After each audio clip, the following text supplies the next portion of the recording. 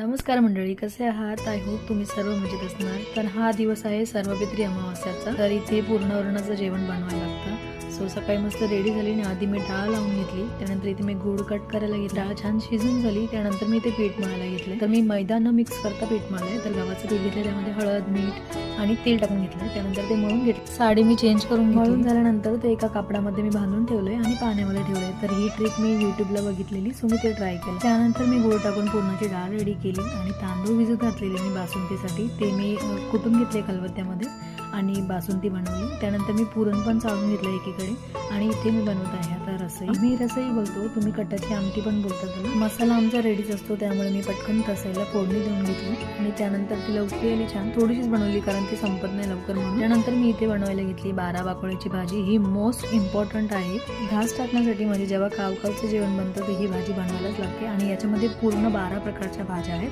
So त्यांनी सगळं cut करून घेतल्या आणि मस्त मग बनवून घेतली भाजी. तर टोमॅटो ठेचा वगैरे टाकून, मॅगी मसाला टाकून मस्त बनवून. इथे भाजी रेडी आहे. त्यानंतर इथे भाज्यांचे मी डाळी वगैरे धुवून ठेवल्या. तर ताईने त्या वाटायला घेतल्या तोपर्यंत. आता इथे मी बनवत आहे कढी, दह्याची कढी. तर जो मसाला भाज्यांसाठी काढलेला म्हणजे कोथिंबीर, मिरची, लसूण, जिरं हे तोच मसाला तेलामध्ये फ्राय करून घेतला कढीपत्त्याची फोडणी देऊन आणि दही आणि बेसन याचं मिश्रण एकत्र केलेलं ते टाकून दिलं त्यामध्ये. तर इथे कढी रेडी होती आणि इथे ताईंनी डाळी पण वाटून दिलेल्या. सो मी इथे भजे काढायला घेते.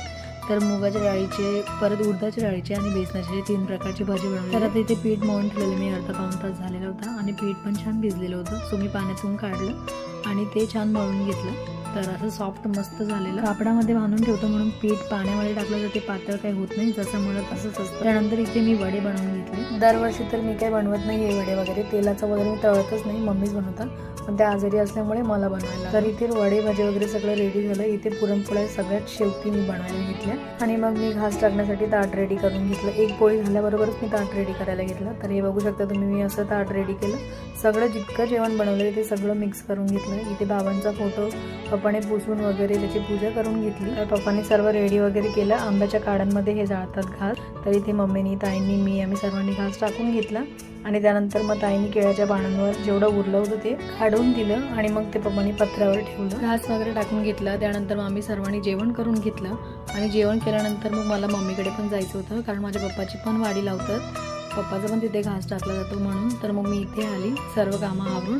तर इथे घास वगैरे तर टाकून झालेला 12 वाजताच, पण मग मी आली कारण माझ्या बहिणी वगैरे आम्ही सगळे आलेलो होतो. तर इथे तुम्ही बघताय पप्पांचा फोटो पुजला. इथे आजी लगेच जायला निघाली होती.